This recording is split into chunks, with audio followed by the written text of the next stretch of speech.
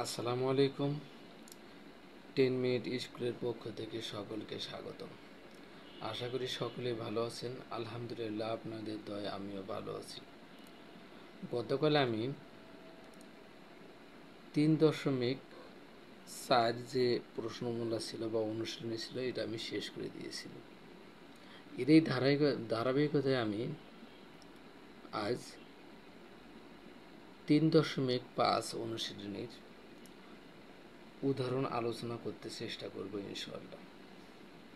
আমরা উদাহরণগুলো দেখি এই কারণে, উদাহরণগুলো দেখলে আমাদের অনুশীলনী অঙ্কগুলো করতে একটু সোজা হয়। তারপরে এই জিনিসগুলো আমাদের পরীক্ষার মধ্যে আসে। আর এখন সৃজনশীল অঙ্কের যুগ, এই কারণে এগুলো আমাদের একটু দেখা উচিত। তা না হলে আমরা পরীক্ষায় যাই কি ভালো করা সম্ভব না। যত অঙ্কের ব্যাপারটা হতেছে, যত শিখবে সে তত ভালো কিছু করবে। নিয়ম 100% শিখতে হবে। বার্ষিক ক্রীড়া অনুষ্ঠানে করার জন্য কোনো এক সমিতির সদস্যরা 45,000 টাকা বাজেট করলেন। ঠিক আছে, যে 45,000 টাকা লাগবে আমাদের এই অনুষ্ঠানটা করার জন্য, এবং সিদ্ধান্ত নিলেন যে প্রত্যেক সদস্য সমান চাঁদা দিবে। প্রত্যেকটা সদস্য সমান সংখ্যক টাকা বা চাঁদা প্রদান করবে, কিন্তু 5 জন সদস্য চাঁদা দিতে অসম্মতি জানালেন। এর ফলে প্রত্যেক সদস্যের মাথা পিছু 15 টাকা চাঁদা বৃদ্ধি পেল। 5 জন সদস্য যদি না দেয়, আমরা বাজেট করছিলাম 45,000 টাকা। ওরা তো বাজেট ওরা আমরা হিসেব নিকেশ করে দিয়েছি যে আমার এত টাকা লাগবে। ওই টাকার নিচে তো আমাদের আসলে হবে না বা করা যাবে না, আমরা যেহেতু বাজেট করে ফেলছি। তাহলে আমরা দেখলাম যে মাথা পিছু 15 টাকা চাঁদা বৃদ্ধি পাই। ওই সমিতিতে কতজন লোক ছিলেন? ঠিক আছে, তো ওই সমিতির লোক সংখ্যা কত সেটা আমরা বের করব।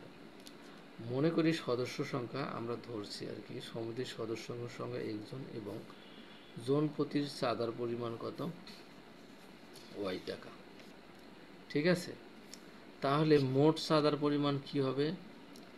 এই টাকাটা যদি আমরা এই সংখ্যা দ্বারা গুণ করি, মোট চাঁদা কত বের হবে? কত? XY টাকা। আবার মোট চাঁদার পরিমাণ বা বাজেট কত ছিল? 45,000 টাকা। তে শর্ত মতে বা প্রশ্নানুসারে আমরা লিখতে পারি XY সমান সমান কত? 45,000 টাকা। এটা 1 নং সমীকরণ। দ্বিতীয় শর্ত মতে আমরা কি লিখতে পারি? আমরা কি ছিলাম? XY সমান সমান, টাকা তো কম হবে না, টাকা যেটা 45,000 45,000 থাকবে। লোক সংখ্যা কয়জন চাঁদা দিতে ছিল, অইচ্ছুক ছিল বা অসন্তুষ্টি জ্ঞাপন করেছিল? কত? 5 জন। আমরা মোট যে লোক সংখ্যা ধরছি, এখান থেকে আমরা 5 বিয়োগ করেছি। টাকার পরিমাণ বৃদ্ধি পেয়েছিল 15 টাকা। টাকার সাথে আমরা কি করছি? জন প্রতি আমরা ধরছিলাম যে টাকাটা, ওটা কি 15 ওর সাথে যোগ করছি। এটা আমাদের কি 2 নং সমীকরণ। এখন আমরা কি করেছি? 2 নং সমীকরণ থেকে পাই কি করব? XY সমান সমান আমরা গুণ করে দিয়েছি। X আর Y গুণ করলে XY প্লাস মাইনাসে এখানে কত হয়? X আর Y গুণ করছি XY। এখন 15 দ্বারা যদি আমরা X কে গুণ করি 15X। এবার 5 দ্বারা যদি আমরা Y কে গুণ করি 5Y প্লাস মাইনাস 5 15 কত? 75। এখন বাম পাশে আর ডান পাশের XY আমরা কি করছি? কাটছি। তখন কত হয়? এখানটা একটা কি আছে, কাটার পরে এখানটা আমাদের কি একটা এই বাম পাশে আমাদের কি হলো? 0 হয়ে গেল। এখন কি করছি আমরা? এই যে ডান পাশে 5Y ছিল বিয়োগ, বাম পাশে এসে কি হয়েছে? যোগ হয়েছে 5Y সমান সমান আমরা কি করছি? আমরা 15X মাইনাস কত? 75। এখন এখান থেকে আমরা কি করছি? এই 15কে 5 দ্বারা ভাগ যায়, 75কে 5 দ্বারা ভাগ যায়, আমরা 5 কমন নিয়েছি। কেন নিলাম? এই যে ওয়াইয়ের সাথে 5 ছিল, এই জন্য আমরা 5 কমন নিয়েছি। ঠিক আছে, 15 তো কমন যাইতো, আমরা নেই। তাহলে কি হয়? এই 5 আর 5 কাটা, কত থাকলো? ওয়াই সমান সমান 3x মাইনাস কত? 15। এখন ওয়াই এর মান আমরা কি করব? 1 নং সমীকরণে বসাই দেব। যদি ওয়াই এর মান 1 নং সমীকরণে আমরা বসাই দিই, 1 নং সমীকরণটা আমরা লক্ষ্য করি এখানে কি ছিল?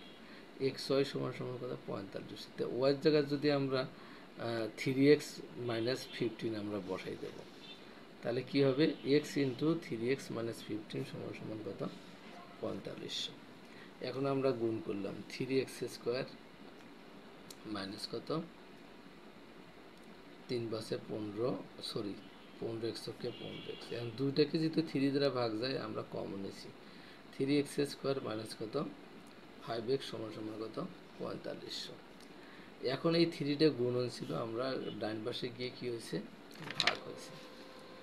ভাগ হলে কত হয়, 3 15 45, কটা শূন্য, 3টে শূন্য আমরা দিয়ে দিয়েছি। তাহলে আমাদের কি হলো, এখানে পাইলাম আমরা কত 1500। তাহলে x স্কোয়ার মাইনাস 5x, এই 1500টা যোগ ছিল, বাম পাশে এসে কি হয়েছে, বিয়োগ হয়েছে, সমান সমান কত 0। এখন আমরা কি করব, এই 1500 আমরা মিডল টার্ম করব। যদি আমরা মিডল টার্ম করি, ঠিক আছে, এখানে আমি বিস্তারিত করলে একটু বড় হবে, ঠিক আছে, আমি বিস্তারিত করি নাই। 125 আর যদি আমরা 20 গুণন করি তাহলে 15,000 হয়। আমরা 125-এর থেকে 120 যদি বাদ দিই তাহলে কত হবে, 120-এর থেকে যদি 125 থেকে 120 বাদ দিলে মাইনাসের 5x হয়ে যাবে। তাহলে কি, এখন যদি আমরা x কমন নিই, x মাইনাস কত 125 প্লাস 120 কমন নিলে x মাইনাস কত 125। এখন আমরা 100 x মানে 125 কমন রাখলে এখানে থাকলো x, এই জায়গায় থাকলে কত 120 সমান সমান কত 0। সুতরাং x মাইনাস 5 সমান সমান কত 125, এবং কত x মাইনাস